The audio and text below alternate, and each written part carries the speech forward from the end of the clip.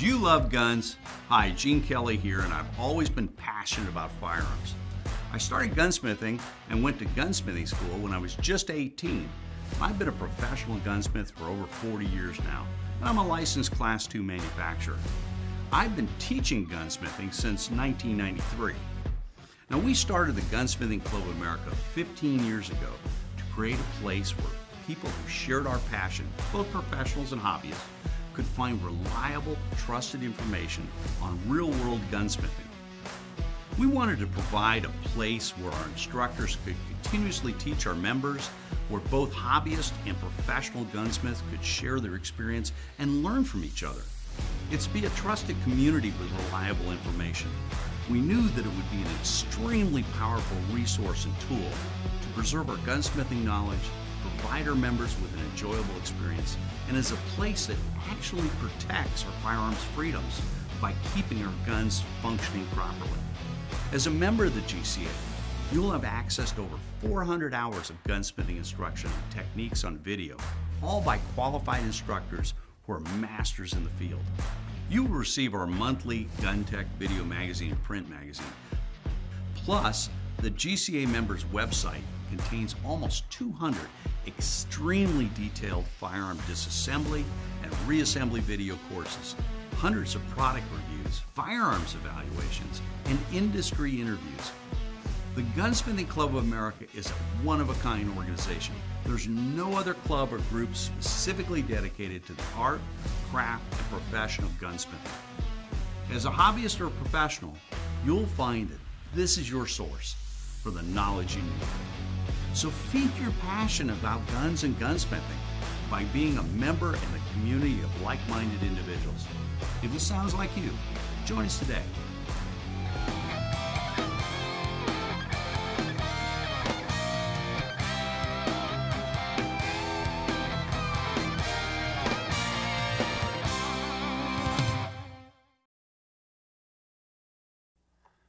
The SIG handguns have always been quality.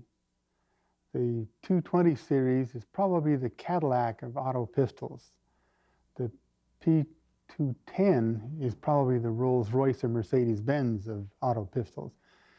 Today's course is on the 220 series. The gun comes in various calibers from 30 Luger, 9mm Luger, Super 38, 40 Smith & Wesson, and 45 auto, and I'll bet you there's some out there, there's some other caliber besides that. The basic design of the gun starts about 1936 with the sidearm that the Swiss military used at that time, and it used a rather unconventional lockup, a locking system that enabled the gun to shoot extremely accurately. And the P210 pistol has this. When this gun came out, it retained that locking system, but had a double action fire control, so that this part of the pistol is different, but this part of the pistol is the same. So the front's the same, the back's different.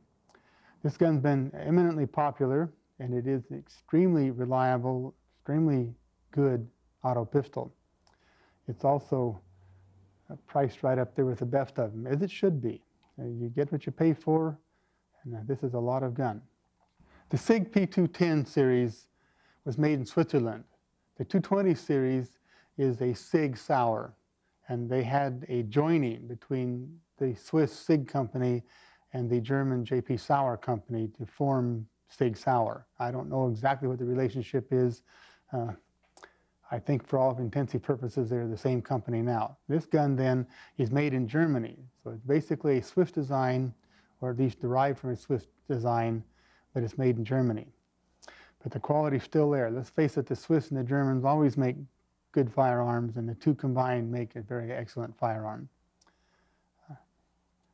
They have redesigned it slightly over the years. This particular gun is the first series at the P220. You notice that it has the European-style magazine catch, something we Americans don't like. We have to have a push button over here so our thumb can push it and drop the magazine. Later versions of this gun and later versions in the series of the 225, 6, and those have a push button side safety. This is the European style.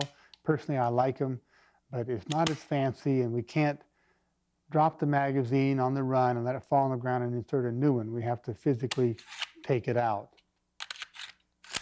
A minor inconvenience, but it makes a difference, particularly to Americans who seem to need every advantage they can get.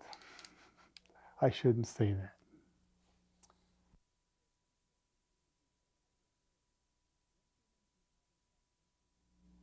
Well, let's get into how they function. We have here a SIG P220, and complements of SIG of America, we have a cutaway.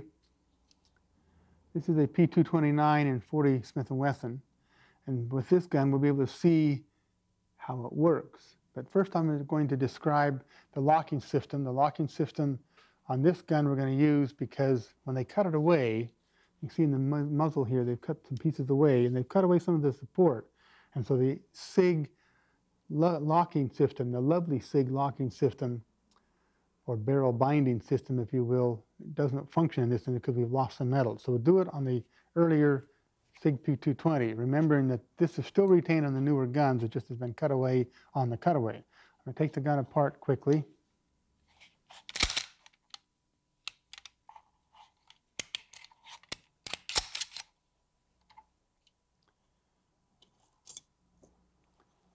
Now what happens is when the gun locks up, the barrel rises.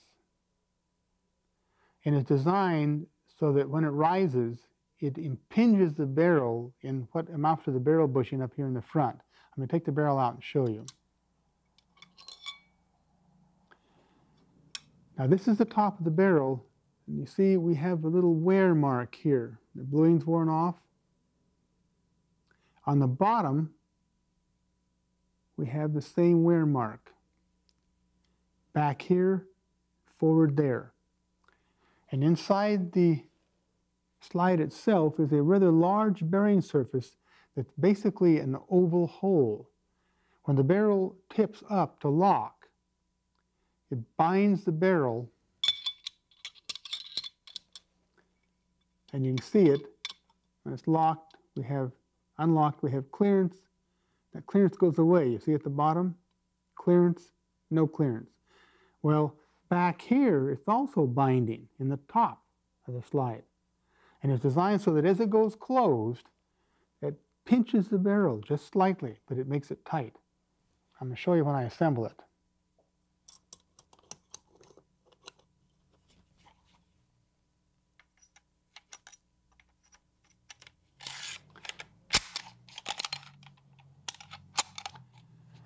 I'll pull the slide back and let it come forward. See a slight hesitation. Now it's locked, but then as it goes forward, it slides across the locking member, the locking piece, and it has friction. So it slows it down a bit. When it rises like that, it's now pinched the barrel, but now it has to slide on that piece, and you can feel it. On this gun, you won't be able to feel it near as well, because it doesn't really bind it. You see that? See the difference? It doesn't bind it because they remove metal to make the cutaway. But normally it would have that. That's the feature of the SIG P210 and the earlier gun made and designed or made in 1936, model 1936. Bound the barrel like that, and it shot like a house of fire. The SIG P210, which is more of a target pistol, although it was a military handgun, is extremely accurate. Has a good barrel, and with that binding system, locates the barrel in exactly the same place in the slide, or virtually the same place in the slide from shot to shot, and it shoots extremely well. That's probably the most unique feature of the gun, and it is one that's being copied by several people nowadays on more modern handguns. They've found the SIG system. Of course, the patent is long gone, and they're copying it because it is a good system. The difference is most of the copycats don't realize what they're doing, and they've loosened this tolerance up so the barrel doesn't quite go high enough to bind the front and lock everything up. So that we have several guns that have the SIG system, but it's basically not fitted up well enough to be a functioning SIG system. Now we're going to use the cutaway for most of what we're going to cover today. And again, I have to thank SIG for a very lovely cutaway gun.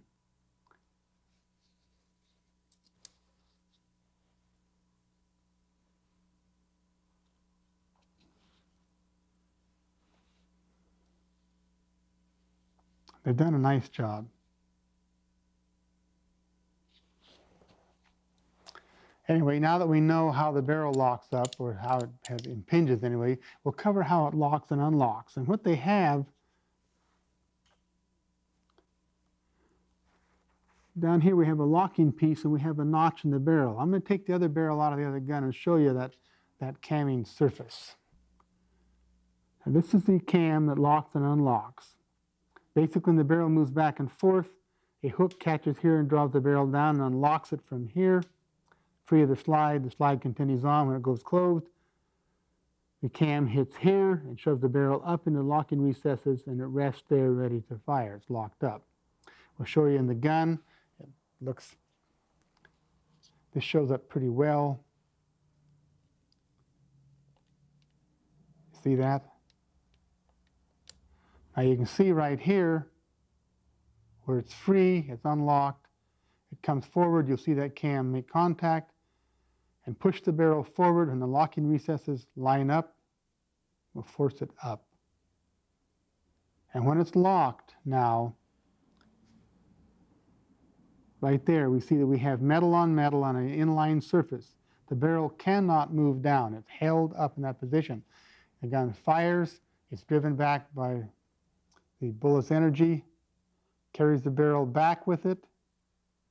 Now it hits that cam. At that point, the bullet will have left the barrel or very close to it. It starts to unlock. It does unlock. It's free. The barrel bottoms out in that cam. You see that? It can go rivered no more, but the slide continues on, cycles the gun.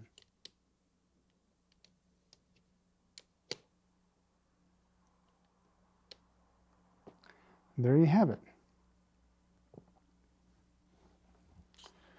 Now this is the first of the really modern guns where we have quite a few passive, if you will, or automatic safeties. One of the first guns that had a firing pin blocking safety, not the first, but one of the first guns to have a firing pin blocking safety. And you can see it right here. And it has what they call a safety lever that's activated by the trigger bar. You see that piece moving up? I said trigger bar, I meant trigger lever. That little shiny piece below the plunger, just above that yellow strip in the picture. That's the safety lever. The trigger bar hits that, and you can see it hitting it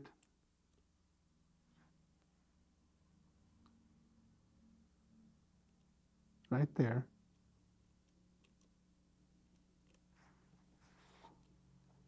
And pushing it up. Now what it's doing is it's pushing the lever up, and the lever is pushing the safety up. The safety blocks the firing pin. I'll show you from the other side now.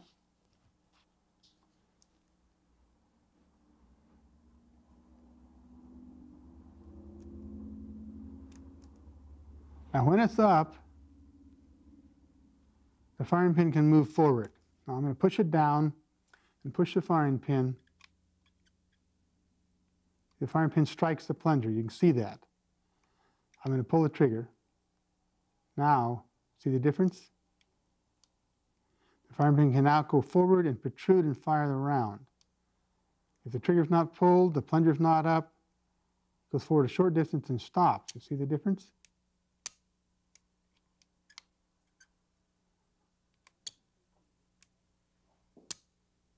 Now another safety that we have is that yellow bar that you see right here. The edge or the section of the trigger bar rests or can rest against it. And what that does is it disconnects the gun. And see, when we pull the trigger bar moves forward and grabs hold of the safety lever and lifts it up. It also hits the sear and forces it out of the way of the hammer so the hammer can fall. Or in double action, it grabs the hammer and pulls it back. Then before the hammer falls, it pushes the sear out of the way and, of course, turns off this firing pin blocking safety. Well, if the gun isn't closed, see, that's It's closed but not locked up. See what's happened? This bar is forced down when it goes down this inclined plane here that's cut out in the slide. It's forced down, just like this. I'm going to push it down, you can watch. Whoops. You see?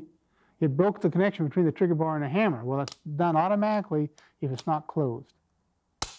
And if it's really not closed, it won't even fire. Now you see how short that is, that hammer fall.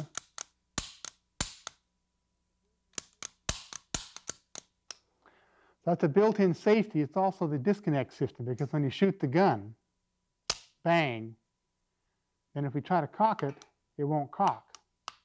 But as soon as we open the slide, that cutout will run out and force the disconnector down, breaking the connection between the trigger and the sear.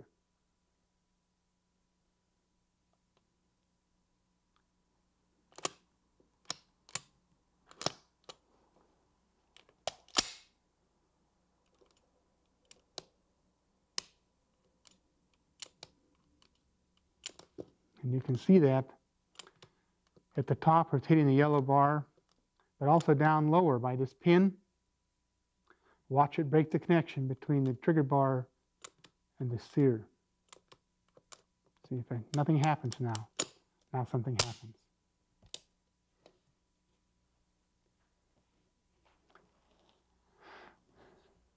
Another safety that we have is the sear itself.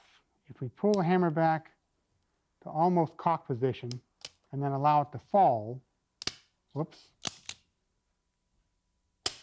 it sounds different. It's retained. It can't go forward far enough to fire around. See the difference? That's fire. That's safe. What's happening is the sear itself is not being depressed by the trigger bar, and so it catches in a safe notch of the hammer. And it's over here.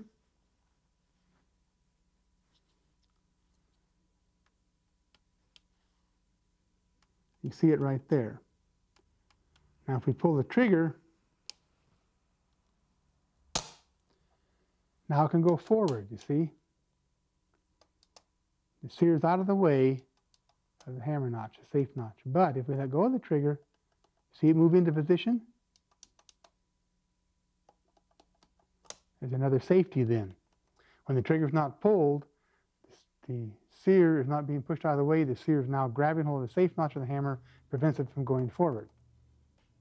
So, if we have the gun in this mode and we hit the hammer really, really hard, it's conceivable that you could break or shear off the sear or the notch and the hammer could go forward. When the hammer went forward, since the trigger wasn't pulled, the firing pin would be struck by the hammer, and the firing pin would then strike the safety blocking plunger. The firing pin blocking plunger right there. So we have two safeties then. The safety that grabs the hammer and prevents it from going forward, and then we have a safety that grabs the firing pin and prevents it from going forward, so that it would take a tremendous blow to the hammer to make this gun fire if it could. And I'm not going to say it can't, because anything is possible if you hit it hard enough, I suppose. But it's extremely reliable, extremely safe. This is one of the first guns to have this type of passive safety system. You'll notice that it does not have a manual safety. There's no manual safety on either one of the guns or any of the guns in this series. I can't say that. There probably is one, but I've never seen it. But someone's made it, I know. Now just for a moment we'll discuss, and when we take it apart we'll cover some more, but we'll discuss how the double action system works. And then when we get into the repair part, we'll show you how to make some minor adjustments. But what happens on double action is that this tail of the trigger bar will ride on that pin, which is the hammer pin, and forces the trigger bar to go down. Now, you can see the notch there, right behind the trigger bar. Now, the trigger bar will fall into that notch right there. Now it's caught. It's caught in the hammer. I got the trigger held where it was, and the hammer is held by the trigger bar. I pull the trigger, the hammer moves back. Well, in double action, the trigger bar, if it can rise up, will go up into that notch. When you pull the trigger bar is pulled forward, grabs the hammer, pulls the hammer back. And then as it's pulling the hammer back, it's also moving forward, and it's moving then against this hammer pin, which is forcing the trigger bar down, and it loses its grip on the hammer, and the hammer falls. Now you notice that when it did that, you see it has struck the safety lever and moved the safety out of the way. It's also moving the sear out of the way so it won't catch. Remember that if the sear is not back out of the way, whoops, the hammer won't go all the way forward. So as in double action, when the double action occurs then, before the hammer falls, before this pin pushes them out of engagement, it turns off the firing pin blocking safety and it turns off the hammer grabbing sear safety. Then the gun cycles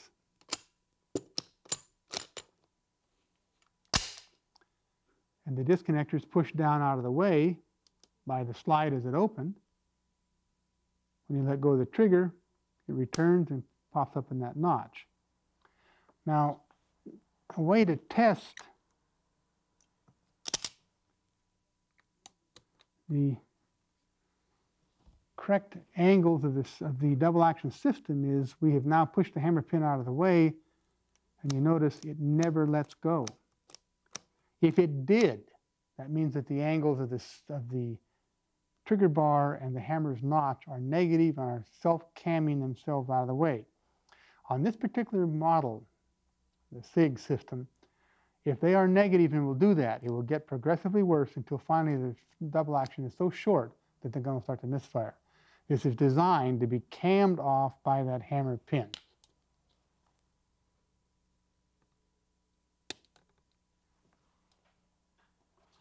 And that's the correct way for it to function. Okay. We have one other feature on this gun that's interesting. Took me a little while to get used to this, but actually I like it, and several guns have it now, not just the SIG. But it is a decocking system, and SIG's is rather clever. It's right here. What happens when you press the lever, and you can see it here, it comes up and hits the sear. And see the sear, the hammer's cocked. It's ready for single action mode fire. Comes up and hits the sear and moves it out of the way of the hammer, but watch. See, the hammer slipped off the sear, but it now fell against the decocking lever. As you let the lever go, the hammer drops with it. Do that again.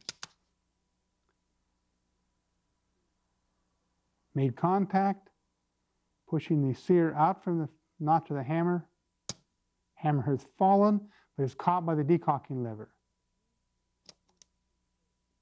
Okay, here's the hammer notch right here, and here's the sear tail.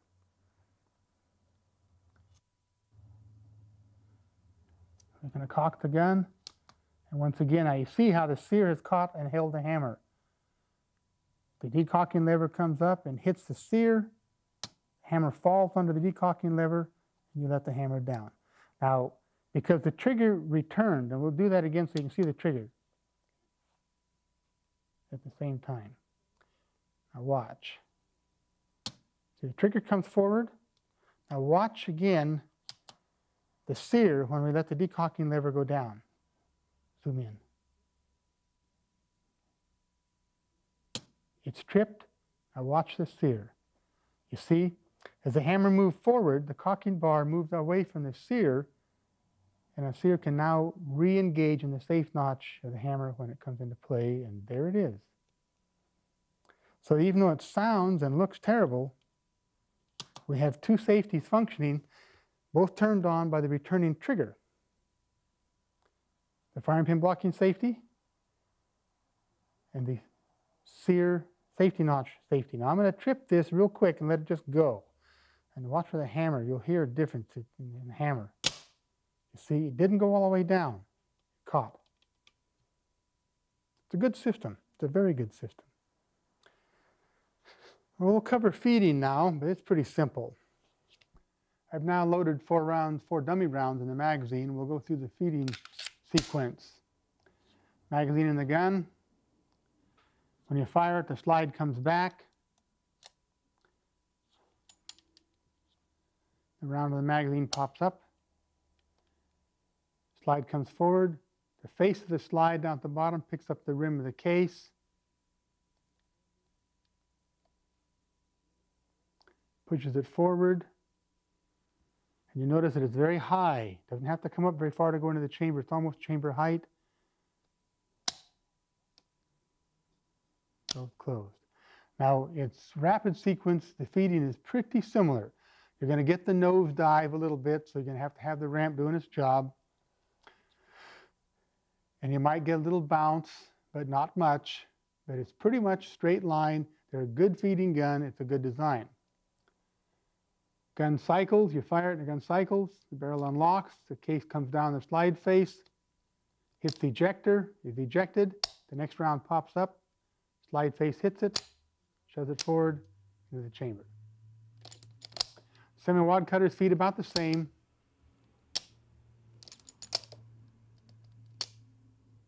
That one's stuck, and I'll tell you why in a minute.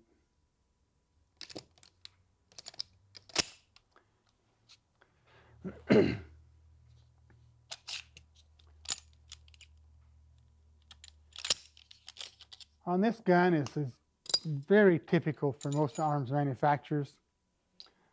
The transition between the ramp and the chamber should be very smooth. And on this gun, as on many, there are some sharp junctions on the side and some right here. The sharp edges are the junction of the ramp and the chamber itself, and the same on the sides. These are sharp. They have a tendency to be sharp. What happens with this type of case, the 45 Auto, 9mm, 40 Smith & Wesson, and many, many others, do not have a crimp. They have a straight mouth. The edge of the case is what the case stops the case from going forward. You can't tell it in this section gun, but the chamber ends abruptly and the case mouth hits on it. Well, that's a sharp edge and needs to be. In the feeding process, that lots of times will catch on something, just like that. I'm pushing very, very hard. Well, if we take fine emery paper on a mandrel and polish this out to break those sharp edges, then that little problem goes away. It doesn't happen very often. The SIG's an extremely good feeder, but that will eliminate that 1 in 1,000. Okay, let's go over the sequential movements here in just a second.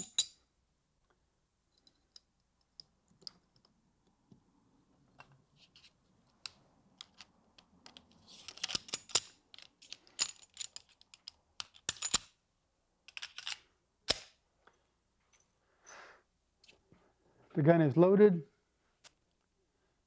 and of course it's off safe or it's on safe because the trigger's not pulled. We pull the trigger bar moves forward being pulled by the trigger, which pivots. The trigger bar arm makes contact with the safety lever and starts to move the safety up out of the firing pin, blocking safety up out of position so that the firing pin will clear.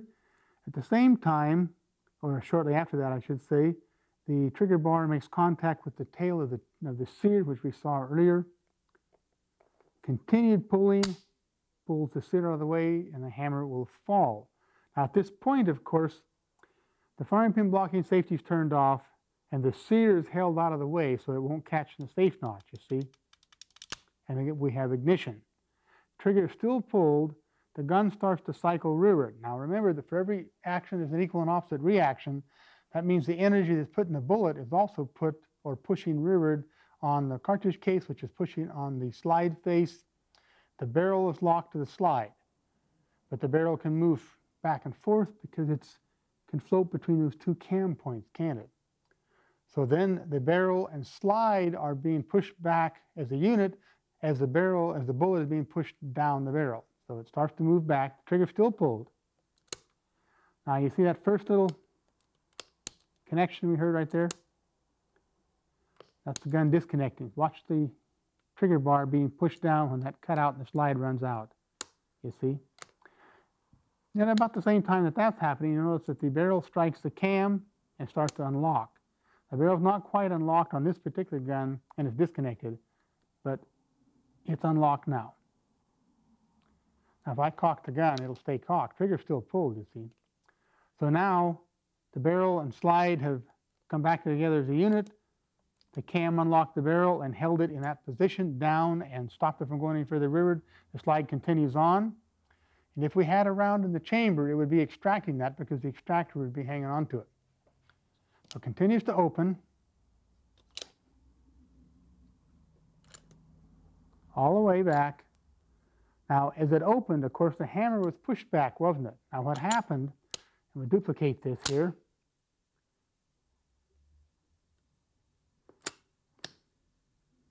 It's disconnected. You hear that click? That's when the safety caught the full cock notch of the hammer and held it. Same thing happens when you shoot it and the slide opens. The slide does that. It disconnects it, and then it pushes the hammer back far enough for it to catch. On this particular gun, it's apparently designed so that the recoil spring is what actually stops the rearward travel of the slide. On most guns, they're designed for the slide to make contact with the frame down here. See, if I push that all the way back, you'll see it almost make contact with that. Well, on most guns, it's designed to stop against that. But on this gun, this particular version, that area is not very big. And I think they felt that they'd have a longer lasting frame if you allowed it to bottom on the spring. Coil bind the spring, in other words. Springs don't like that. And that's why this is the very high quality, good rolled wire spring. I really like them. They're excellent springs. I think the Russians were the first to use them in any quantity because their spring stock's not very good, and they knew it. So they had, in order to make a spring that works, they made it this way. Well, SIG is putting this spring to a terrible test. And so they used the best spring they possibly could, and now this gun can safely stop on that spring, stop the slide on that spring without doing undue damage. Anyway, it comes back and stops like that, all the way rearward, and stops. It is now ejected. It's still disconnected. The hammer's caught in the sear. Comes forward, slide comes forward, picks up a round from the magazine, strips it, shoves it in the chamber. When it goes closed, the round is all the way in the chamber, and the hood of the barrel is striking the breech face.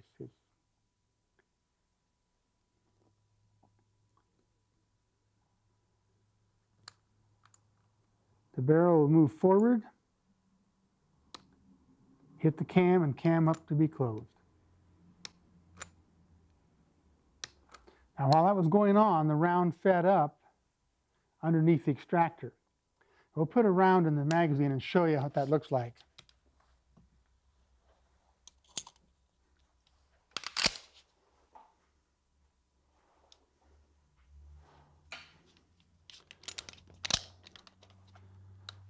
Caught right there. What it's doing is catch on the extractor. But it has to cam the extractor out of the way just a little bit to go closed. It went closed. I just pushed it out with my finger and it went closed. Now the extractor is further out now, you can see it, than it is when it's empty. Now, you can see how much of the extractor is sticking out there.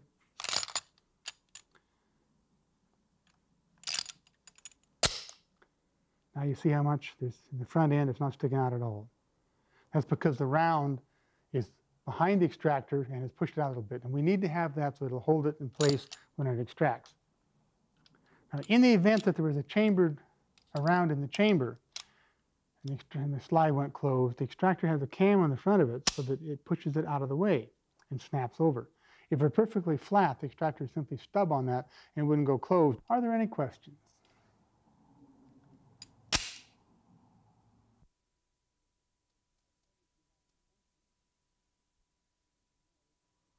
That covers design and function. And as you know, if you know how it works, you can fix it. So study it so you do understand it. We'll take the gun apart. Now we have two versions here. We have the 220 and the 229.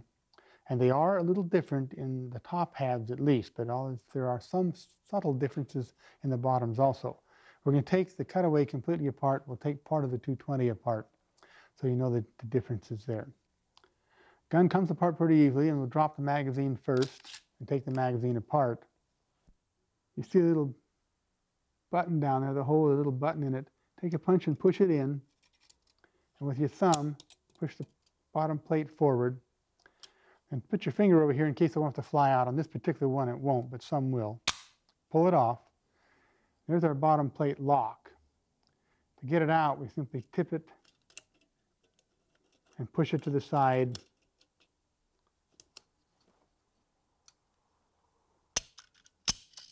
And out it comes.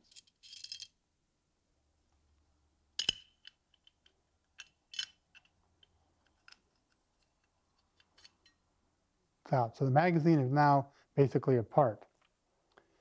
That's the easy part, but this gun isn't that hard to take apart. The next thing to do probably is to pull the slide back and lock it in place. And then we have the takedown lever here. We turn it 90 degrees. You see the position of it now?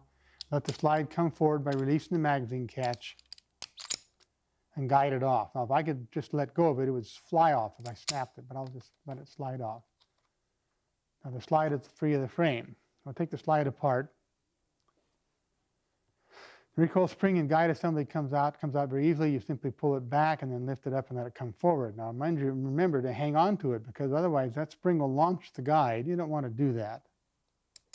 You might hurt yourself, you might hurt your friends, and you may never find the guide, and the gun won't work without it. Then lift up the barrel, slide it back, pull it out. So now the barrel recoil spring system is gone, it's missing, out. We'll take out the firing pin assembly, and we do that by driving out this pin. And this pin comes out, interestingly enough, from right to left. So you take a punch and put on that pin with a decent hammer, drive it out.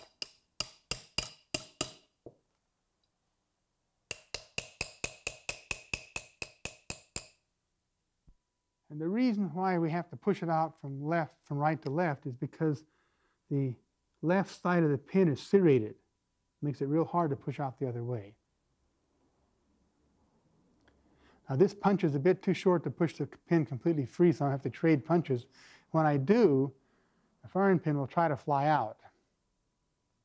I got it tight. Now it popped back a little ways, but it did not come out. And it's not because the pin is holding it. As you can see, the pin is completely free of the firing pin. So that's not stopping it. What's stopping it? The firing pin blocking safety, that plunger. If we push that in, the pin will fly out. Now the firing pin blocking plunger or safety was held in by the firing pin. So once the firing pin is free and clear, it comes out.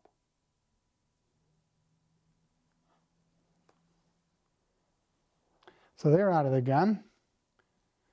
I'll finish pushing out that pin.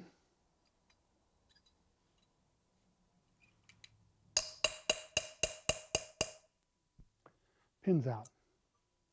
Now we still have the extractor, and this is the pretty much conventional 22 caliber rifle or pistol style extractor. It's a good extractor. And many modern automatics are going to it. To get it out, this plunger does not have a lock on it, so we can just pull the plunger back. A small screwdriver is best to get it out. You take your small screwdriver and you pull the plunger back. Now if there is a plunger lock, it'd be a cross pin, you have to drive the pin out. This gun and most guns you encounter will not have that.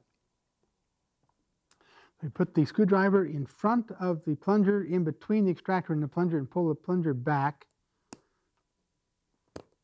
And while holding the plunger back, pivot the extractor up and out. Now I know you can't hardly see that.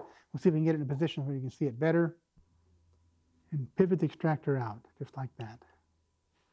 Put your finger over here and pull the firing pin out, and the plunger will fly out usually, and the spring will fall out. And they did. You can see them sitting there now. The slide is now stripped. It's got the sights on it. I'm not going to bother to take those out. That's it. The bottom is a little more complicated. You need a screwdriver to take off the grips.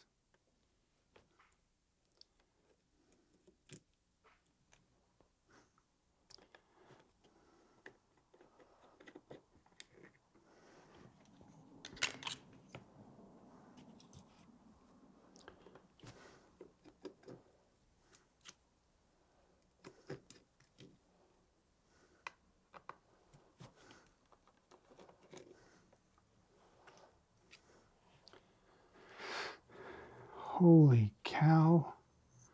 Look at that hairspring sheet metal menagerie. We'll never get it back together, Bobby. Doesn't matter, we're going to take it apart. Comes apart pretty easy. We'll start up here first just for the heck of it. This is a tricky spot. This is the tricky part. The takedown lever holds the, I think they call it a locking block, but basically it's a locking, unlocking cam. The takedown lever holds it in place, but it sets on the trigger's pin. The trigger pin has a couple of notches in it. I have to go back just exactly right. To take this apart, we rotate the takedown lever up and then push from this side, the right side of the gun, while twisting until it pops loose. Now you see it's come up a little ways. And then simply pull it out. Now when we get to here, the spring will stop it. So rotate it as you pull. Out she comes. And you can see the slide stop spring, which also is a detent spring, sticking up in the path. That's what was making it hard to come out, and you want that. Now to take the locking insert out, or locking block as I believe they call it, simply lift up and out she comes. That looks very simple, doesn't it? When you take out the trigger's cross pin, pay attention. That insert will only go in when that pin is perfect. This is the sequence. The only thing you have to watch, and we'll cover that later when we put it back together, is the spring for the slide stop has a nasty habit of falling down behind the slide stop, and it has, in fact, on this one. When we put it back together, to see to it that it stays on top of it, we slide this in. I'm going to lift out the insert and that spring. There's the spring I'm talking about, right?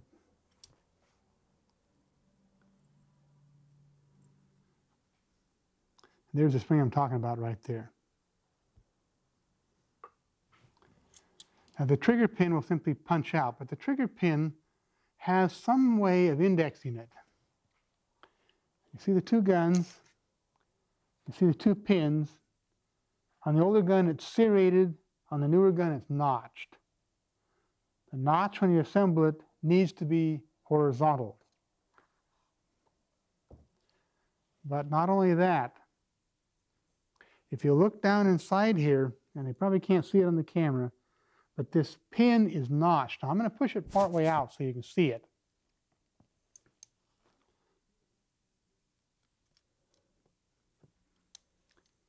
You see the notch right here?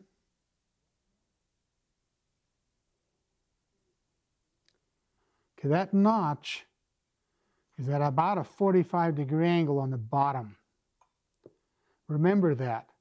Now the notch on this pin is about a 45-degree angle, but it's on the bottom. Now you can line it up this way and you get the angle right, see, because of the serration or notch on this side, on the left side of the pin. But the notch in the body of the pin, and there's two of them, have to be down. Now if you don't and it's up, see, this line will still be vertical, I mean horizontal, won't it? But it could be 180 degrees off, and the insert will go on, but it won't seat, it won't go on fully. You must have that notch in the pin down. The pin has two notches, we'll show you in just a second. And I punch it clear out.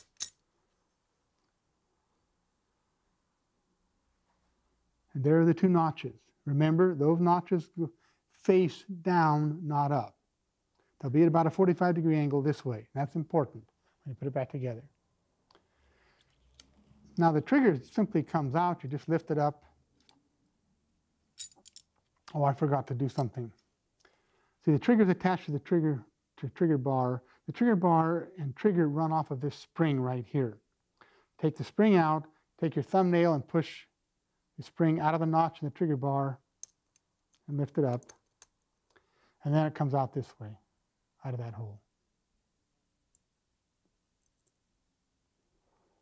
Now the trigger and trigger bar assembly will come out. Nothing to it. And this simply pulls off.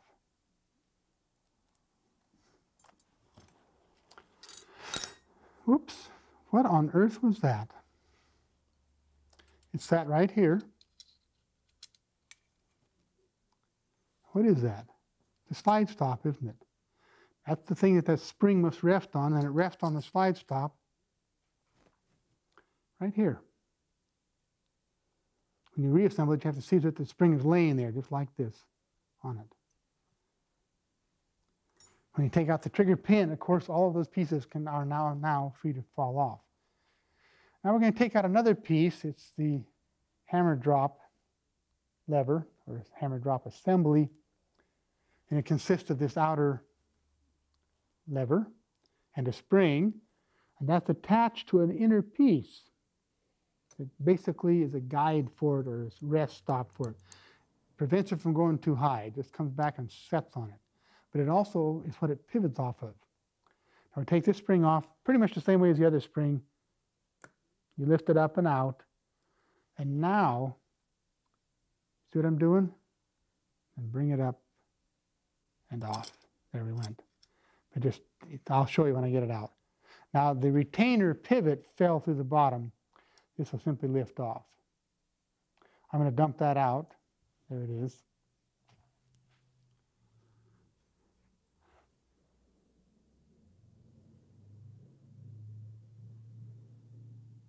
Can you see that notch? The spring goes in that notch like this.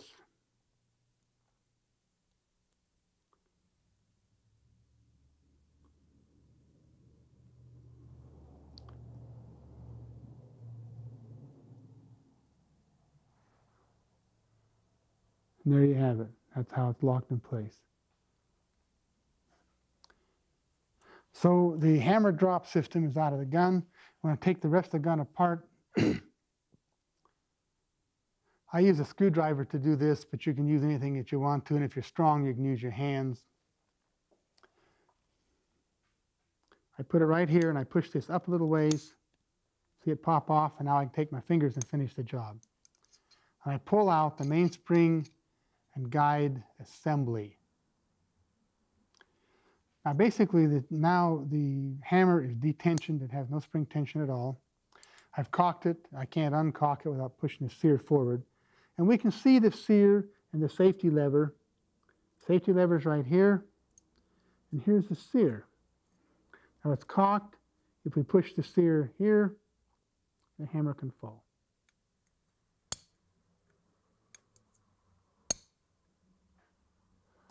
Now we're going to push out this pin, and we can then take out the hammer.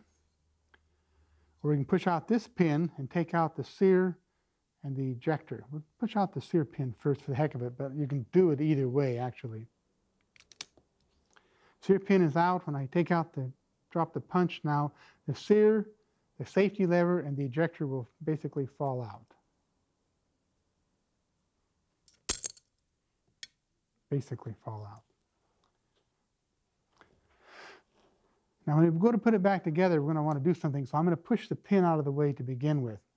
But you see, the sear spring rests with one leg on the sear and one leg on this pin underneath it, like this. So to put it back together, it makes it easier if we'll push this pin, this roll pin, partway out of the way. You see what I've done? I've pushed it into the frame. It's sticking out right here now. And that allows us to put the sear and spring assembly in, and then with a screwdriver, push the pin, the spring underneath the pin. We take a punch and push the pin back into position. Now, the ejector was right here, and it's held by two pins.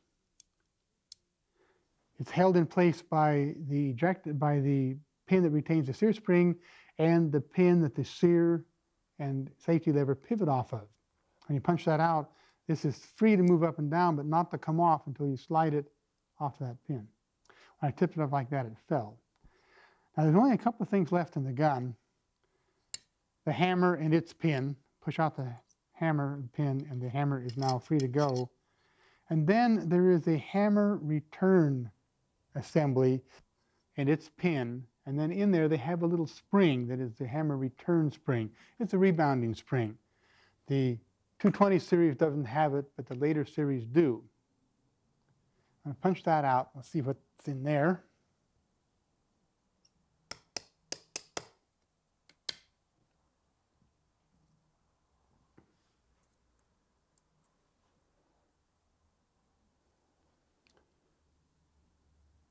Whoops. It fell off, but that's how it sets in the gun. The cross pin goes through here, holds the spring, and the hammer stop in place, like that. The hammer has a hole, a pin through it.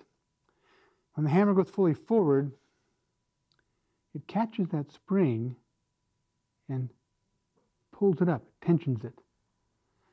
And then when the energy of the hammer has been expended against the back of the slide and the firing pin, then it's free to move because the rebound system has a built-in stop in it. So when you cock it, it compresses the spring, and it compresses until this part hits the hammer pin. It stops pushing. The hammer goes forward on its own like that, fires the gun. At that point, this little spring has caught the hammer on that pin over here and compressed the spring. When the hammer runs out of energy, the spring then tries to relax and pushes the hammer back. And at that point, the disconnected sear, which is free to engage the safe notch of the hammer, does. And now the gun automatically goes to the safe mode. That consists of 3 pieces. Now there's another part in the gun. It's a magazine catch. Now we mentioned earlier, this is the more modern American magazine catch. This is the older, earlier European style magazine catch. And although I like the European style, I have to say that the American style, the push button style, a little handier, a little more macho, I think. Anyway, they have made this ambi. In other words, it can be right hand or left hand. In this case, I have it set up for right hand shooter. Push it with your thumb on this side, the magazine will fall out.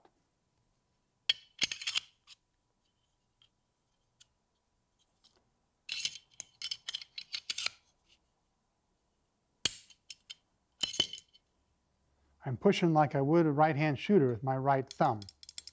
I'm going to take that out. To take this out, you really should have something like a piece of brass or aluminum. What I have is this special tool right here. You probably won't get one. It's the takedown screw for a Charter AR-7 Explorer rifle. I just flattened off the end. I'll put that in this little bump in the magazine catch right here. Is there a bump sticking out right there? I'm going to drive it off from here.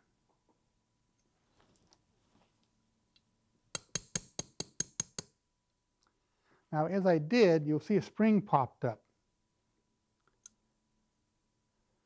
When you drive it off, see to it that your finger, something is over here, so when the spring pops up, it won't go into orbit and disappear. You don't really want to lose it.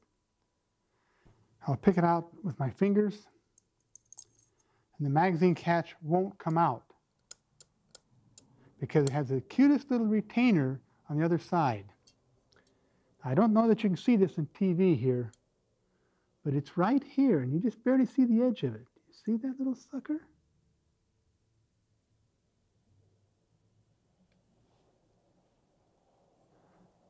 Now what I'm going to do is I'm going to push that in with a pocket knife and push.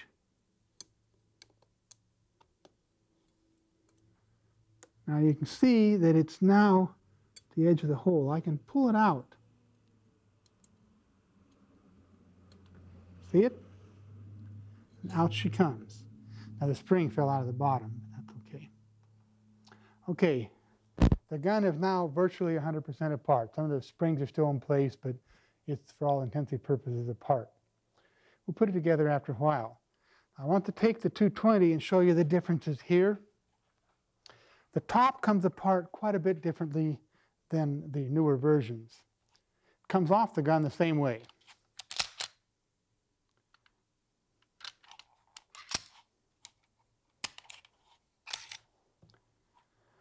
And the barrel comes out the same way. But after that, it kind of changes direction. Now you notice that the slide on this one is machined steel. I don't know from a forging or a casting or a billet. I suspect it's from a forging, but I don't know that for a fact. But the slide on the earlier guns is one of the most exotic sheet metal stampings you're going to see. It's lovely, but it's still a stamping, and we Americans, of course, don't like that unless it's on our cars, and we don't like that either because we're phasing it out with plastic. So I guess we're going to have sheet metal guns and plastic cars, or are we going to have plastic guns and plastic cars? Don't know. Anyway, this is a very good sheet metal stamping. And to give us the robustness, if you will, the strength to be a gun, a sheet metal breech faces through history, and we've had them before, don't hold up well. And SIG's no idiot. They knew that. So they have a machined breech face that fits into the sheet metal stamp slide. It's retained by the ultra exotic roll pin. This roll pin is neat in that there's two of them, one inside the other. You'll notice that the outer roll pin has its notch at the 12 o'clock position pointed up. The inner roll pin has its notch at the 6 o'clock position pointed down. SIG says once this roll pin is removed, it must not be used again. And I believe the thinking here is that if you compress the roll pin in use, and you will when you push in and push it out, that now it might work out easily when you're shooting the gun, and that's a distinct possibility. So I would say that if you're going to take your gun apart and then later use it for defense, get a new inner and outer roll pin. For sporting use, I don't know that that's particularly important, and I'll tell you what I do. When I take one apart, and I have several SIGs, I drive it out, I take the pin apart, and I take two pieces of smooth steel and I lay the pin down on one and push down hard to the other and roll it back and forth like this. And it kind of unwinds the roll pin. In other words, it undoes what use did. I do it to both of them, makes them a few thousandths bigger, they're a tight fit, and back they go. And I use them. I've not had a problem. But if you're going to do this for defense, always replace that roll pin. And when they go back in, outer pin up, inner pin down, with the slot down. Okay, I'm going to punch that pin out.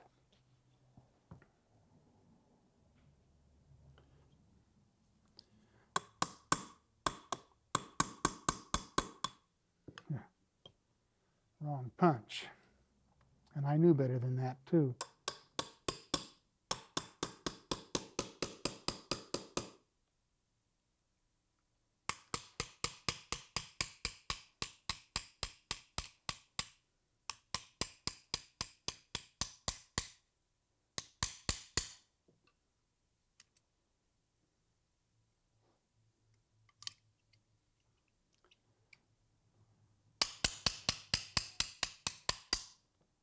The pin is out.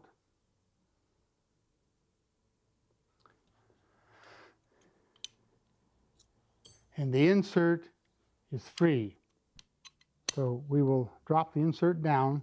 Now the firing pin can come free at this point. I'll show you why. Now it didn't on this one, it stayed intact. See, here's our firing pin blocking safety. I pushed it up, firing pin's free to go. Push the pin in, push the block down. Oops. The pin is then retained. Now, if we push the pin, it's blocked. If I push the safety up, the pin is not blocked. So it works the same as the other one, but it sure comes apart different, doesn't it? There's your firing pin, looking pretty similar to the other. This is 229, this is 220. This is 40 caliber, that's 9mm. They're pretty similar, particularly right in here. The way they function is the same. And the other part that's different is the extractor.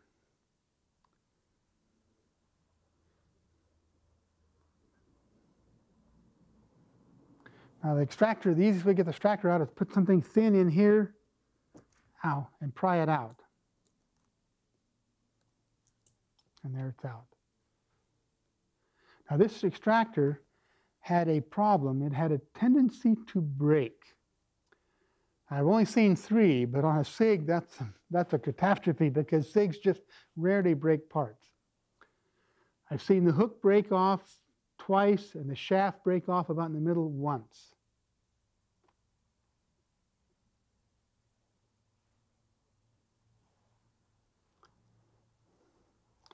I like this type of extractor where it's its own spring, but apparently it was a weak one, at least as far as the Swiss Germans were concerned. An occasional failure was too many, so they stopped and put in a more conventional extractor, and once they're fitted right, they pretty well stay fixed. So I suppose that in reality they did go to a better system when they went to it. Anyway, this extractor needs to spring out just like the other one did, so when you push a case in place, the extractor should be pried out to the right slightly, a few thousandths. It should be able to hold the extracted case up in the slide face, and it should be able to snap over rim. When it hits here, it should snap over and catch it. So it's no different. Although it looks different, it's no different than the others. So that's one variation. Now I'm just going to put the pin back, but the way you should do it is when you go to put the roll pin back in, you have the 2 roll pins. They're new. You put the first one in about halfway, the outer pin in about halfway, notch up.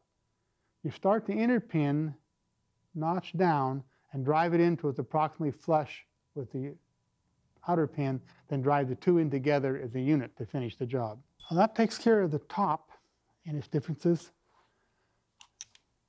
The bottom, the fire control looks the same.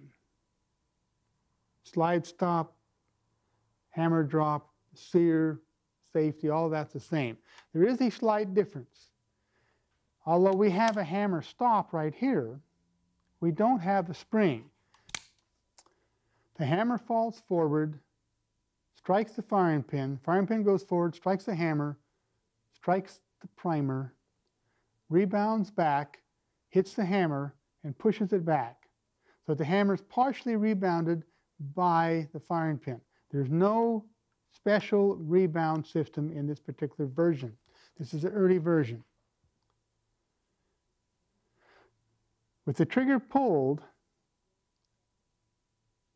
hammer down, if a really hard blow should strike the hammer on a loaded round in the chamber, it could conceivably fire.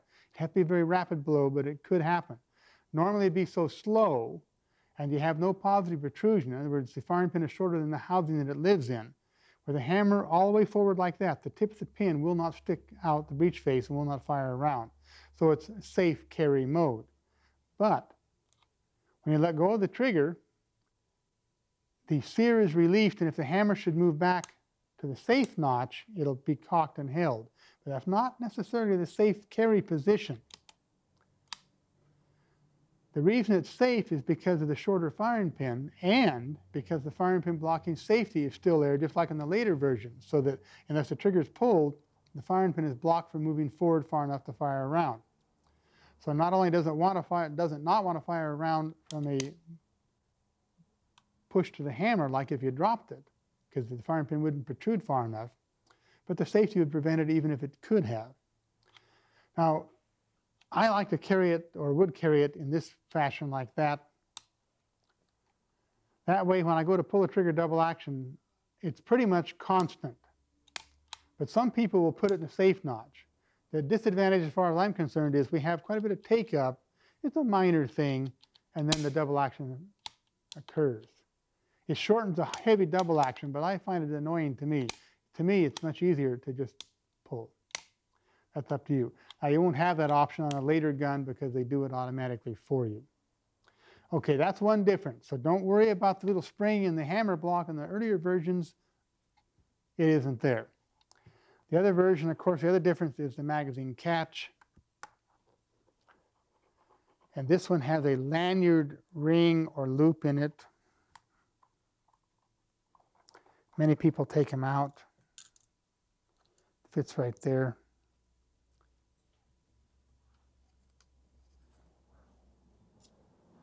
Take out the other side, have a look at that magazine catch.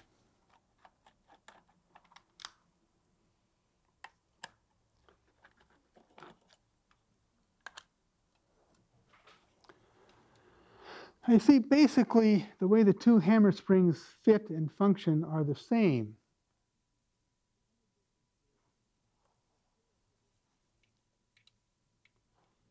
The only difference is they've added a tail to this one, the magazine catch. When we take out the magazine, we simply push that and it pivots, doesn't it? It's a good positive magazine catch. So if you had,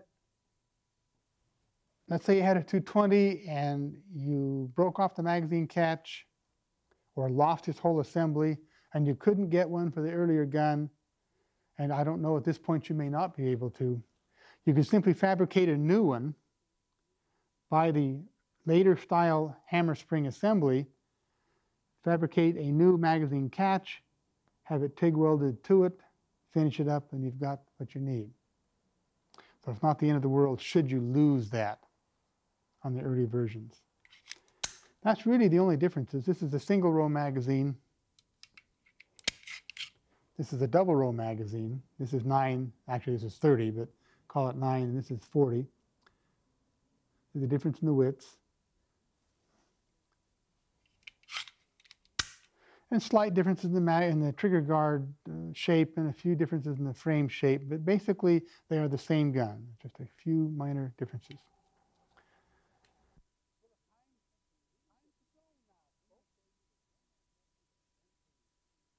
And now for something really different, I'm going to show you the Dunlap method of gun cleaning. And since both these SIGs are just spotless, I'm not going to go through the whole sequence. I'm just going to clean 3 little parts. But it'll show you that you can do it in your house. If you have a tolerant wife, in the kitchen sink, just don't drop the little parts down the drain. What we have here basically is a cookie tray or cookie pan and a little plastic jug of warm water. And I use Simple Green, which is available from all kinds of places, Napa Auto Parts and discount houses and all kinds of places. I used to use petroleum distillates, and I've tried a lot of other soaps and alcohol-based things, and I like Simple Green the best. It does a real good job of cleaning, and it doesn't eat up my hands. It doesn't seem to have any side effects, and it doesn't kill the grass, and all kinds of things like that. I like it. Anyway, the process is really simple. What we do is we simply hose down the gun with Simple Green. So we put the parts on the tray, squirt them with Simple Green, scrub them with the toothbrush a little bit, and it doesn't take very much as a rule, unless it's really cluttered up. Rinse them off, and if they're still dirty, I would do it again. Rinse it off, dry it off, and then we oil it and put it back together. So I'll go through the process real quickly. We simply spray the part, make sure we get the Simple Green all over it. Now this one's been shot a little bit, so I have a little bit of dirt on the breech face anyway. I take my toothbrush, I scrub the parts.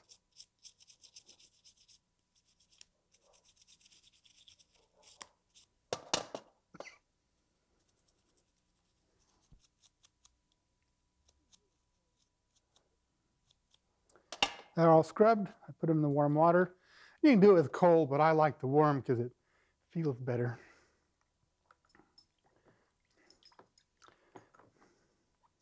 In the process, normally I would then wipe out the tray.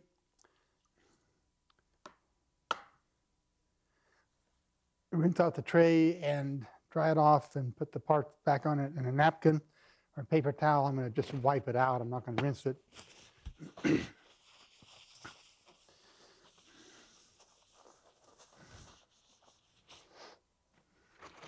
And put a paper towel on the tray, rinse off the parts, lay them on the paper towel. Now, you need to make sure they're dry. If you have compressed air, that's the best way to do it. If you don't have compressed air, then I would recommend that you dry them off with a towel or something, as I'm doing right here. And then put them in the oven or someplace warm. I'll bake them at about 200 degrees or put them on top of a stove, whatever might dry them off. Make sure it's dry before you reassemble it. But compressed air is the way to go. If you have it in your little shop, use it. Otherwise, just make sure it's dry. Now, next time you see it, we'll have it in a tray. We'll be ready to put some oil on it and go through the whole process. Be right back. Well, we're back. The parts are dry. And now we're going to oil it and wipe off the excess and assemble the gun. If we had a whole gun here in the tray, we simply spray it, turn it over, spray it till we know we have oil everywhere on all the parts, and then we'd wipe them down and put it together. The oil I like to use is break-free, and I've used quite a few in this industry over the years. Break-free seems to do the best job of rust preventative. It's a very good lubricant, and it doesn't bother me. But I like it. It doesn't gum, and it has a tendency, or I shouldn't say a tendency, it actually does lift dirt out of the pores. Now, when we cleaned it with the simple green, we got this thing really clean. There's not much in it. But if we took a dirty gun and break-freed it, in a few days, you'd see it kind of seemed to thicken up. It's stuff that it's raised out of the pores of steel and out of the crevices. I really do like it. It's good stuff. And I use this exclusively in the shop, and in extremely critical places, we use pure molybdenum disulfide.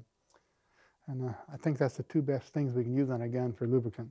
Anyway, the process is pretty simple. We simply take our sprayer and spray the parts.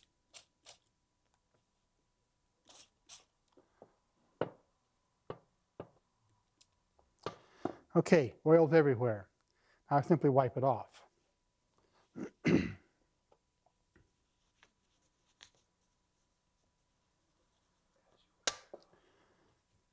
And as you wipe it, you would look for places you missed in cleaning. If you did, give them an extra scrub. And make sure the oil is everywhere while you're doing it. This will take you a few minutes with a real gun because there's a lot of parts and a lot of crevices. This is not going to take much time at all. And you don't have to get it all off. In fact, I don't recommend you get it all off, but you don't like it dripping with oil. Now, if this is a complete gun, I'd be finished. I could then assemble it. Now, the next time you see us, we'll have the original Model 229 that's a part in front of us, and we'll start the reassembly process. Talk to you in a minute.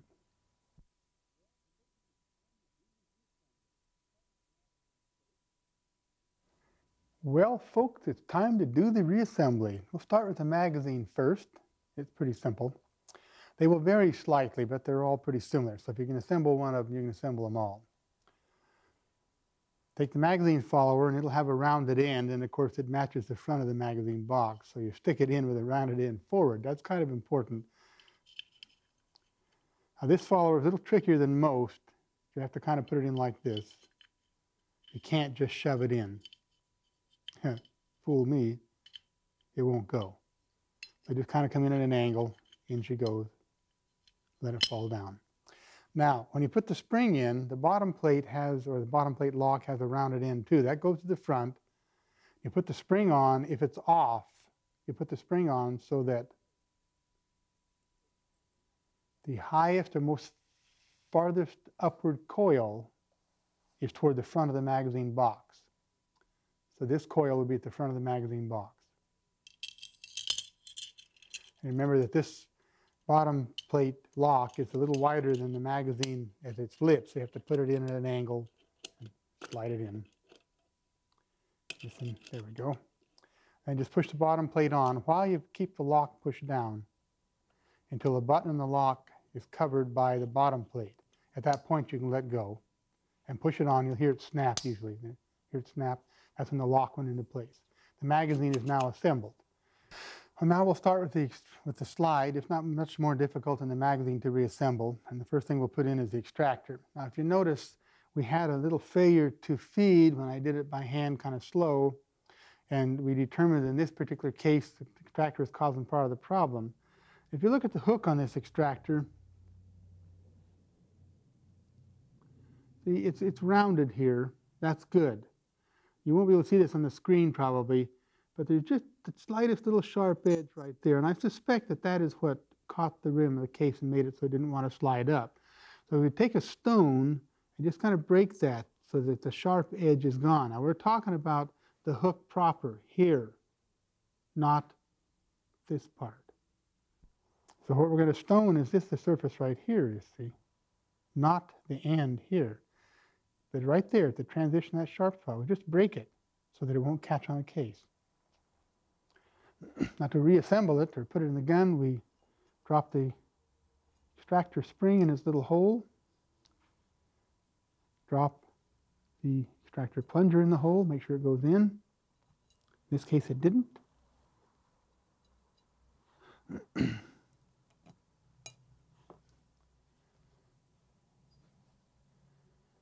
Now, if you remember right, earlier, when we took the extractor out, we took a screwdriver, a small one, and pulled the extractor plunger out and tipped the extractor out. Now we don't do it that way.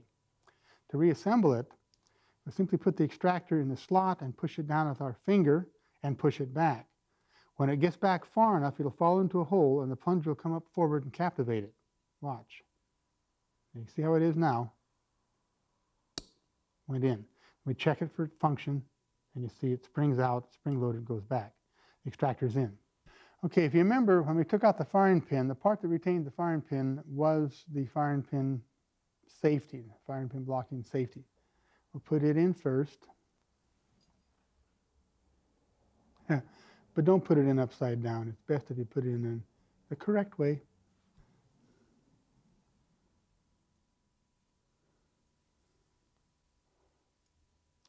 I'm pushing the firing pin plunger in. I'll put the firing pin in place.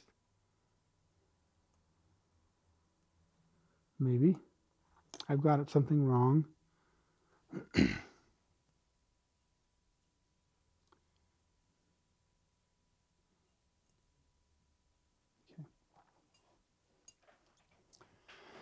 Now you see how I have the firing pin plunger with its flat cutaway surface forward. That's so that when the firing pin lever pushes on it, if it's closed, it hits the high spot and pushes it in. But if it's not quite closed, it's so far back that the the lever will push in here, that area, and not push the plunger in and deactivate the safety. So when you put it back that way. Now, it's not a big deal because they won't go together any other way, but it'll save you some frustration.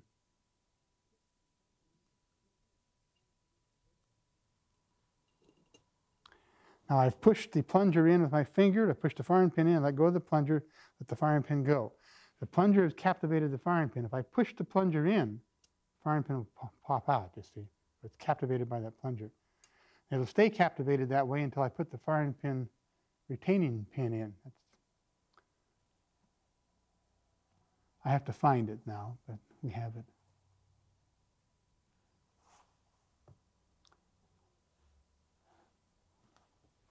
I found it.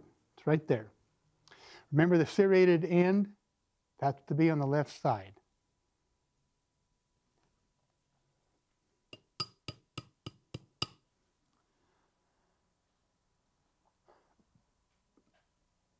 When you're driving the pin in, you have to hold the firing pin in slightly because the pin actually stops it before the firing pin plunger would.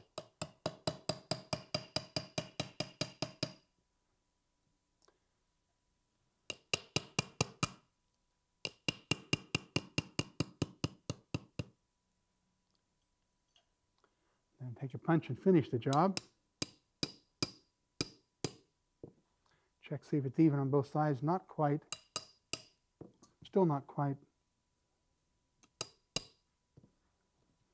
Pretty good. Okay. Almost completely assembled.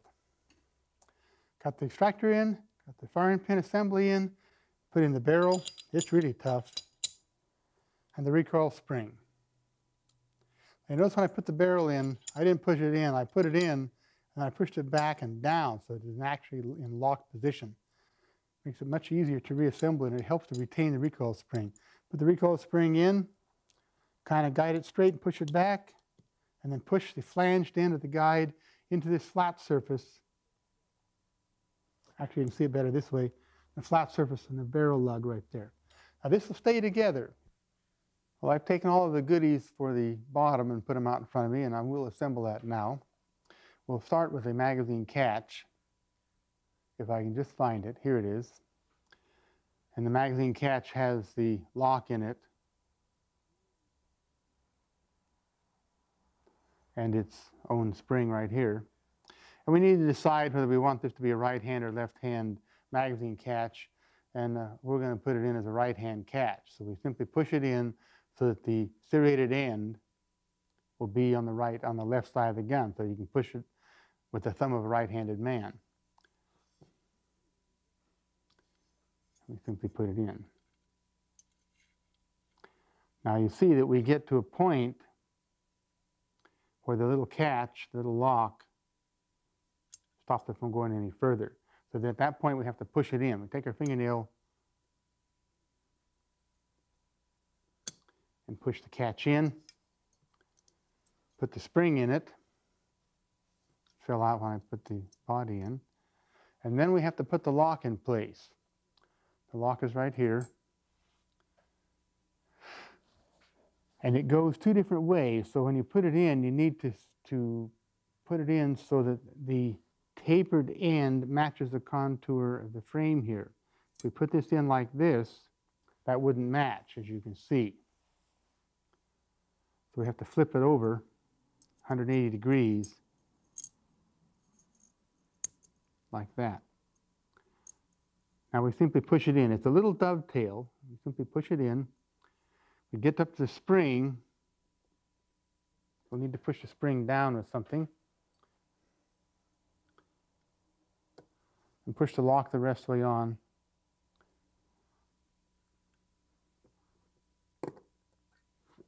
Wait a minute, folks. There we go.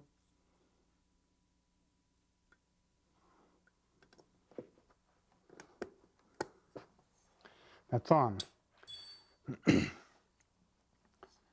our magazine catch. And we could have simply put it in this side, it would have been left hand. So we could push it with our left hand thumb. All right, now the next thing we can do, and this gun isn't real critical in the exact sequence, so we can fudge on a few things, but we're going to put the hammer stop assembly in.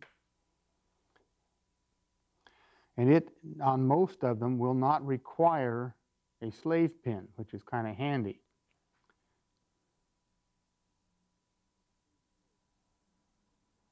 We simply slide the block into place with the spring in place. Now what I've done,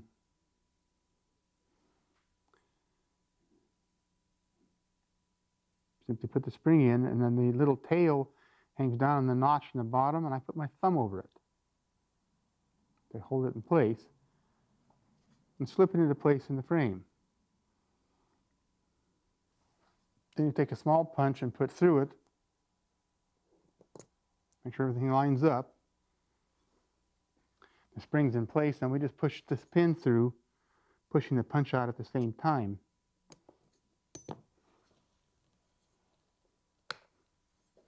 That takes care of that. We take a screwdriver and make sure that the spring is captivated, and it is. Now we can put in the hammer depressor or hammer drop lever assembly, and that has this little plate on the back that is the stop for it. Put it in place. Just put it on our finger and slip it through the magazine well until we get it kind of lined up with the hole. Take a screwdriver, guide it into place. And I have to change position here because it slipped. Okay, it went in, but it went in out of place. It's got to be with this down here, so I have to push it back down, turn it, push it back in. Now that's the correct place, and that captivates this so it can't move. Now, we keep it in place with our finger, because if we slip, it'll fall out. And we slip the hammer drop lever. I'll get it right yet. We slip the hammer drop lever in place. And put the spring in place. Now the spring has a little hook on it, and the keeper does down here, a little slot. You have to line that up and put the end of the spring in that little slot. I got to change hands.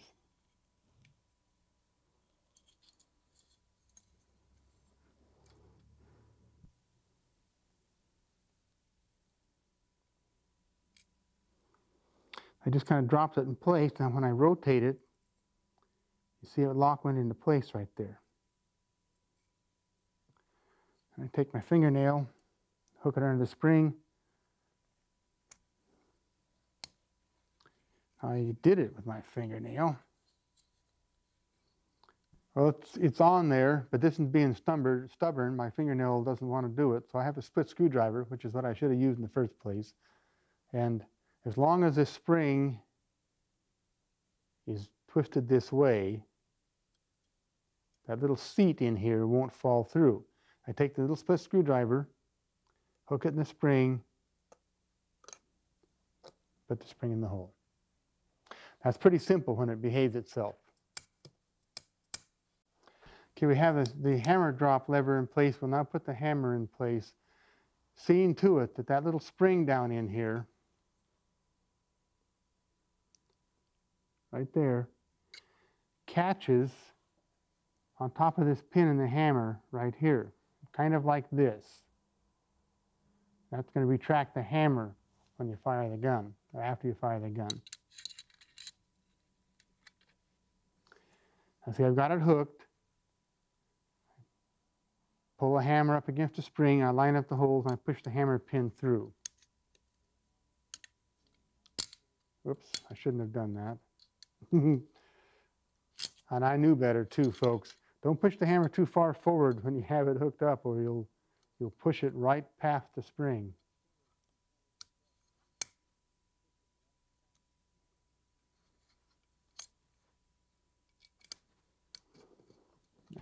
Now we need to put in the sear assembly. We'll start by putting in the ejector first. Put in the ejector and push the pin through the ejector, just far enough to hold it. I've got that captivated in place. We can now put the sear in place, remembering that we have to push the sear down past this little cross pin that retains the, you can see it shining up there, past that cross pin, because the sear has to be behind that, this leg of the sear does. That cross pin that retains or tensions the sear spring.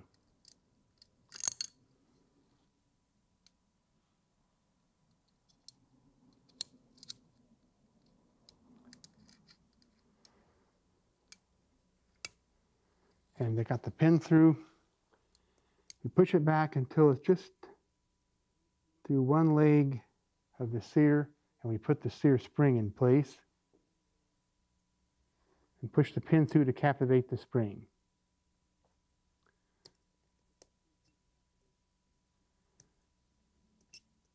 This sear keeps moving over and binding itself, so I can't push the pin through to captivate the spring. I'm going to slip the safety lever in place, sort of, to keep that sear so it can't shift to the left, to the right, I mean. I'll put the sear spring through and probably push the pin through very easily.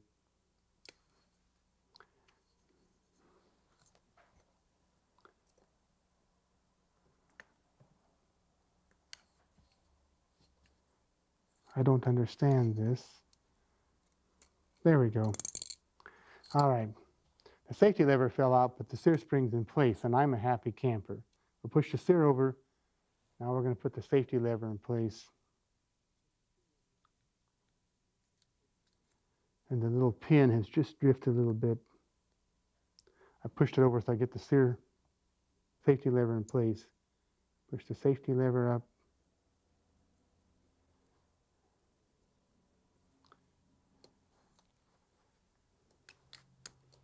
And push the pin through. That's captive. Now I need to hook up the sear spring on that pin.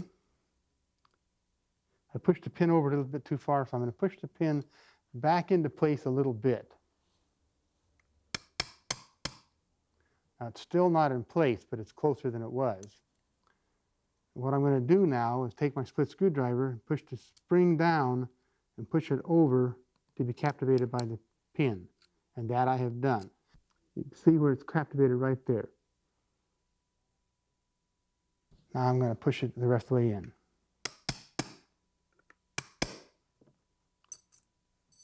If the spring moved over, it didn't. I would have taken my split screwdriver and pushed it back into place. That takes care of that. We will now put in the trigger assembly. We put the trigger bar in the trigger and slip that into place.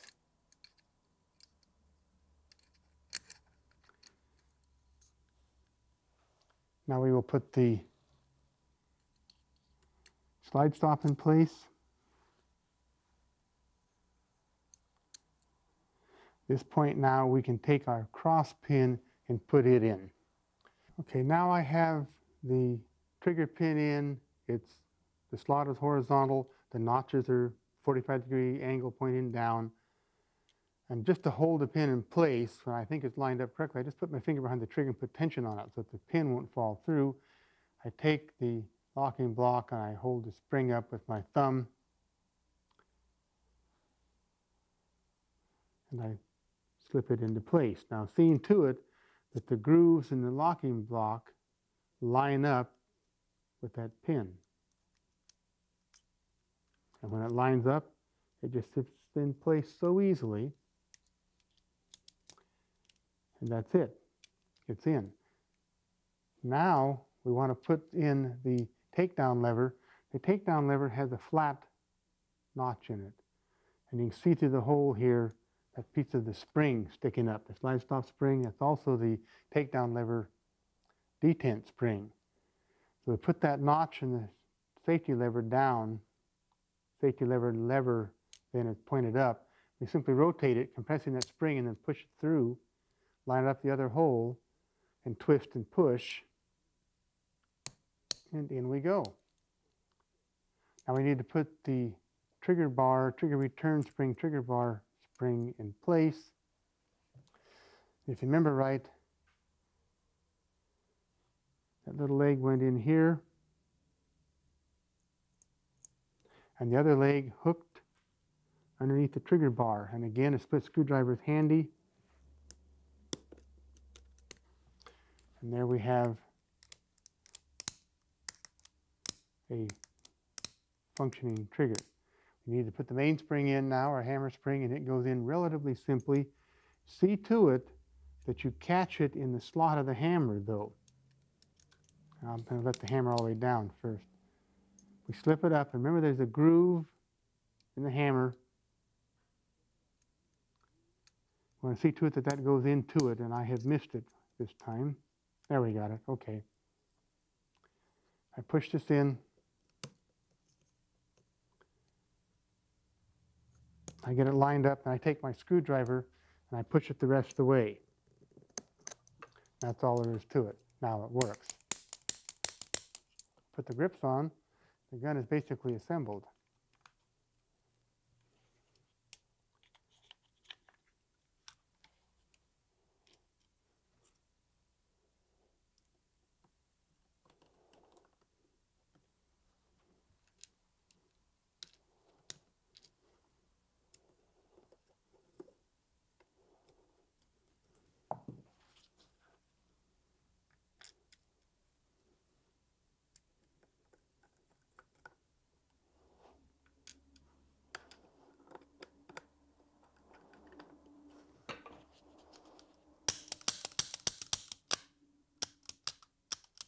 Seems to function. We'll put the slide on.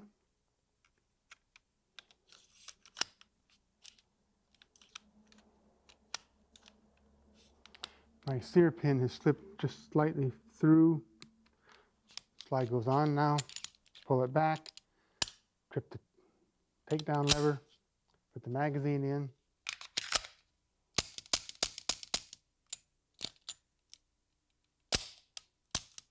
Check the hammer decock.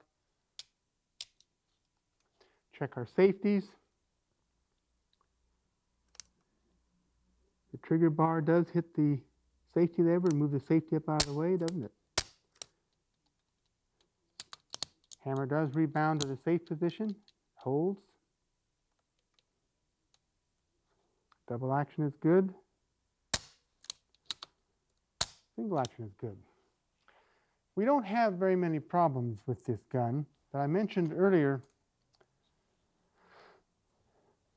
that this pin and this relationship of this taper on the tail of the trigger bar controls how long the double action is. We get two problems here, and not on a common basis, but I have seen a few. Somebody gets in here and messes around, or gets bent or worn or damaged, and it won't, we have no double action. In other words, the hammer comes back but never falls because that isn't pushed down low enough.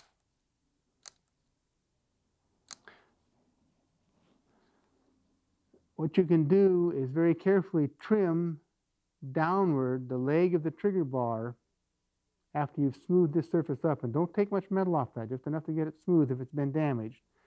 And then take enough off of the part of the trigger bar that grabs the hammer so that just at the end of its stroke, after the trigger bar has turned off the firing pin safety and moved the sear out of the way, it releases the hammer from its grip by pushing it down far enough. Now you notice that it's pretty well timed, and they all are. And another problem is that it has a very short double action, and this is usually caused by somebody doing what you just did, taking some metal off of the part of the trigger bar that grabs hold of the hammer, or through wear, the hammer notch gets slightly rounded, the trigger bar leg gets slightly rounded, and it slips off. Now to test for that, we simply push the pin, the hammer pin, so far in that the trigger bar does not grab hold of it. If it falls then when you pull the trigger, you have an angle problem. You've got wear and rounded corners on those two parts. What you do then is either replace the parts that would be the best place or best way, or if you can't, then you would very carefully stone those two areas so that they are now, when they engage, they are positive or neutral, so they will stay engaged, and then you allow the pin to cam the trigger bar down, and you get a normal double action that way.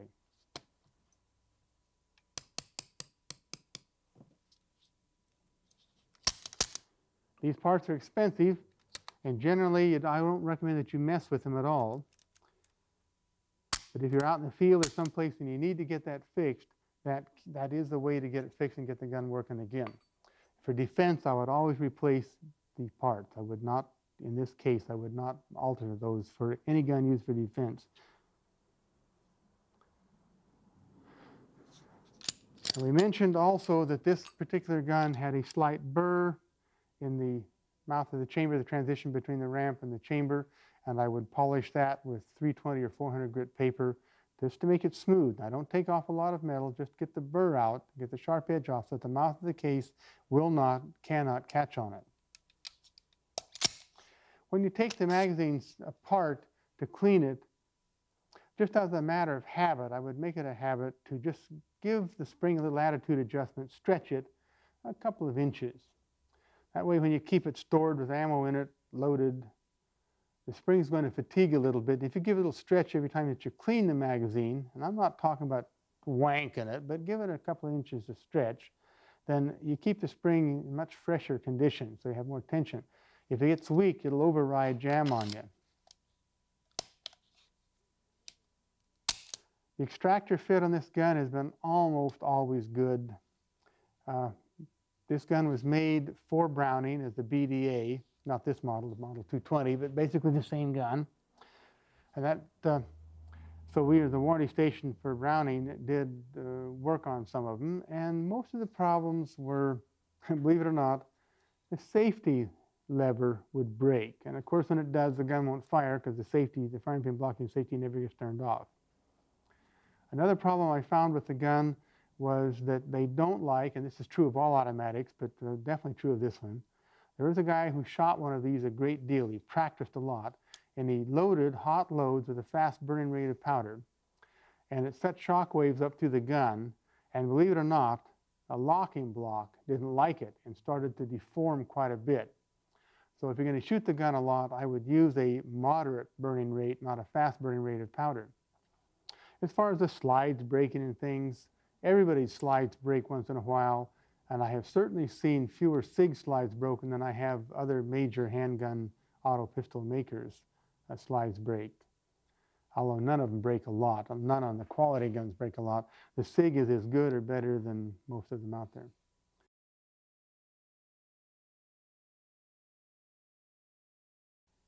As far as accessories for the gun, really, I don't see the need for them. You could change sights, and I suppose if you wanted to, you could change hammers, and you could change grips. But the gun is extremely well thought out. It's extremely well made, and for what it is, I don't think it needs a lot of stuff. It works.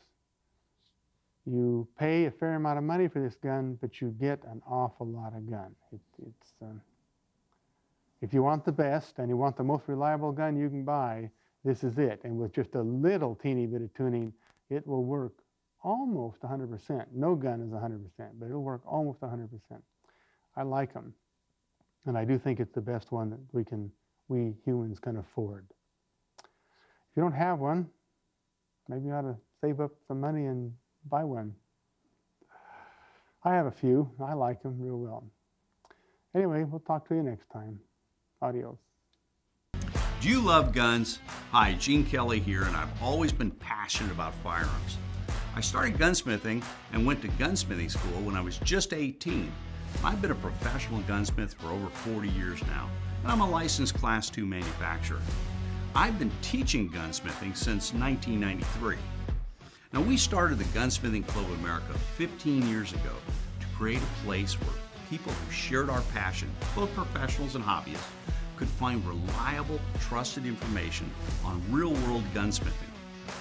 We wanted to provide a place where our instructors could continuously teach our members, where both hobbyists and professional gunsmiths could share their experience and learn from each other. It's to be a trusted community with reliable information. We knew that it would be an extremely powerful resource and tool to preserve our gunsmithing knowledge, provide our members with an enjoyable experience, and as a place that actually protects our firearms freedoms by keeping our guns functioning properly. As a member of the GCA, you'll have access to over 400 hours of gunsmithing instruction and techniques on video, all by qualified instructors who are masters in the field. You will receive our monthly Gun Tech video magazine and print magazine. Plus, the GCA members' website contains almost 200 extremely detailed firearm disassembly and reassembly video courses, hundreds of product reviews, firearms evaluations, and industry interviews. The Gunsmithing Club of America is a one-of-a-kind organization. There's no other club or group specifically dedicated to the art, craft, and profession of gunsmithing.